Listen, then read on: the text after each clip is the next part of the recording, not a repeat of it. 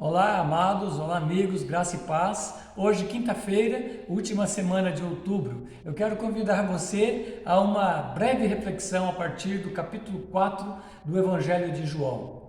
Ali, João narra que Jesus estava passando por Samaria e ele estava cansado e parou para descansar junto a um lugar conhecido como a Fonte de Jacó.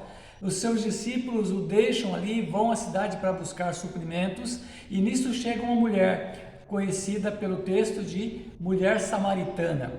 E ele então faz um pedido para aquela mulher. Ele diz para ela: dá-me de beber. Mas aquela mulher achou estranho aquele pedido, porque os judeus e os samaritanos não se davam, e ela fala: bom, como assim? Você é judeu, pede água para mim, que sou mulher samaritana? E Jesus, no verso 11, responde àquela mulher dizendo: se conheceras o dom de Deus, e quem é que te pede, dá-me de beber, tu lhe pedirias e eu te daria a água da vida. Nós temos conversado nos nossos últimos encontros sobre o privilégio, a graça de sabermos que nós podemos contar com o Senhor para nos socorrer nas circunstâncias mais diferentes da nossa vida. E João está falando aqui que nós podemos contar com o Senhor para saciar a nossa sede. Deixa eu fazer um parênteses aqui. Conversando com uma pessoa aqui em Itamarana, falávamos sobre como o brasileiro tem já perto de 10 candidatos para escolher como presidente em 2022. E outra pessoa, aí então um crente, me disse que, segundo a análise dele, porque hoje nós temos um batalhão de pessoas que conseguem optar sobre futebol, sobre política, sobre religião. Então esse crente dizia assim que será muito difícil alguém tirar do presidente atual a possibilidade de reeleição, haja vista as obras que ele tem entregado. E dentre essas obras está uma obra que se arrastou por anos e anos para ser concluída pelas administrações da esquerda, do PT, que foi a transposição do Rio São Francisco com a proposta de levar a água para o sertão nordestino. E veja, o empenho na conclusão dessa obra é uma excelente notícia de ver que o sertanejo, que tão sofrido ali, agora então se vê na possibilidade de ter água ali então também.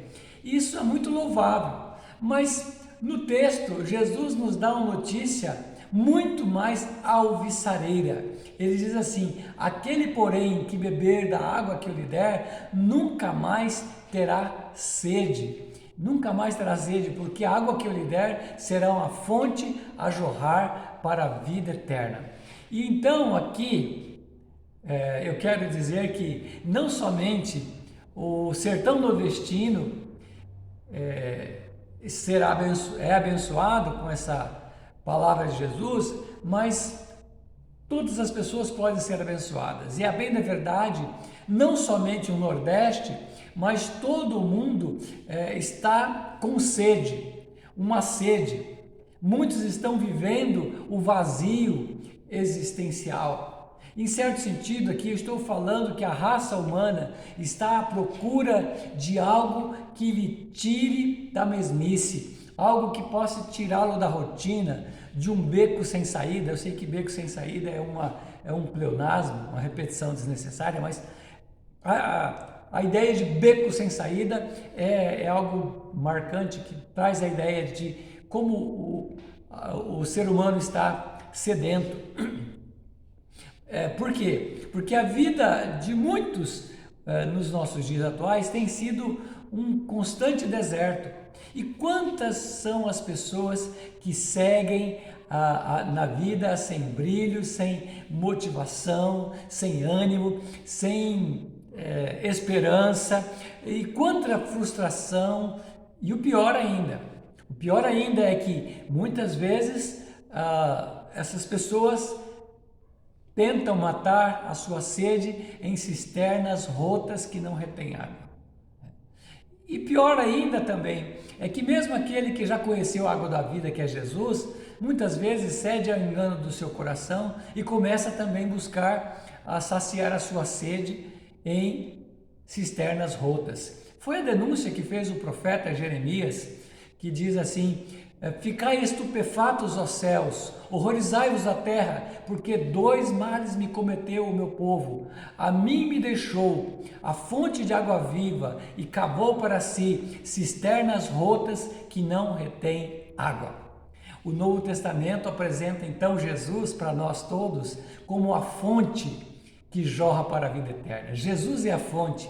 E as palavras dirigidas àquela mulher samaritana são muito claras. Veja, ele disse: aquele, porém, que beber da água que eu lhe der. Jesus não disse: aquele, porém, que comprar da água que eu tenho para vender. Não, ele não disse isso. Ele disse: aquele que beber da água que eu lhe der. Ou seja, ele faz uma oferta, porque ele sabe que trata-se de uma água especial, que tem um preço muito alto, e a cruz foi o preço pago por esta água que pode saciar as nossas vidas.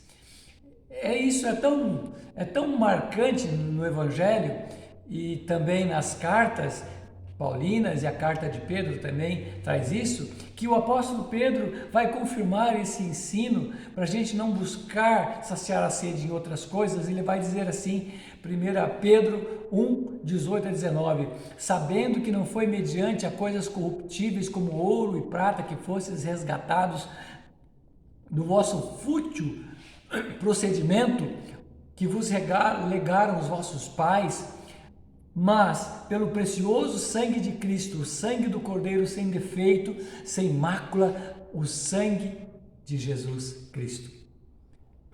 E nós temos também o próprio João, não do Evangelho, mas da carta do Apocalipse, nos encorajando ao trazer o seu relato lá da ilha de Patmos. Ele diz assim: o Espírito e a noiva dizem: vem. Aquele que ouve, diga: vem. Aquele que tem sede, venha.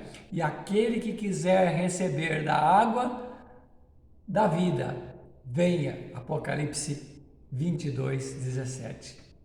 Ou seja, nesse mês em que nós estamos falando sobre a reforma protestante do século XVI, nós lembramos que a água que Jesus nos dá é uma água que não tem preço, mas é uma água que nos é dada gratuitamente. Nós não temos que pagar, mas Isaías diz que nós precisamos ir à fonte, nós precisamos recorrer à fonte e beber da água que Jesus quer nos dar, a água que sacia a nossa sede.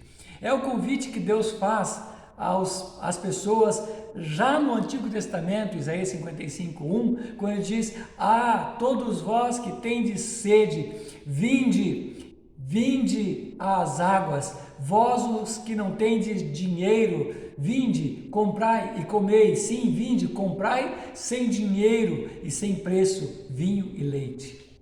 Beber da água de Jesus significa encontrar sentido na vida.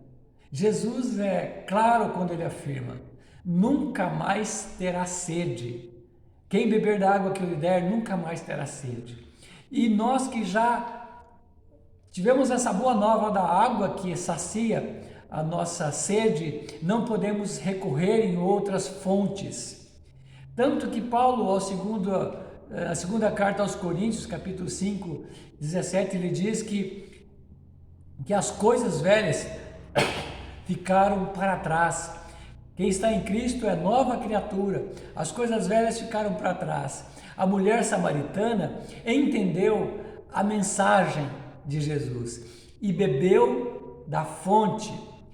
E por beber da fonte, que é Jesus, a sua vida mudou. Ela deixou o cântaro junto ao poço e foi contar sobre aquilo que lhe acontecera na cidade. Foi falar do seu encontro com Jesus. E a boa notícia é que isso não é algo do Antigo Testamento e não é algo apenas daquela mulher relatada em João 4.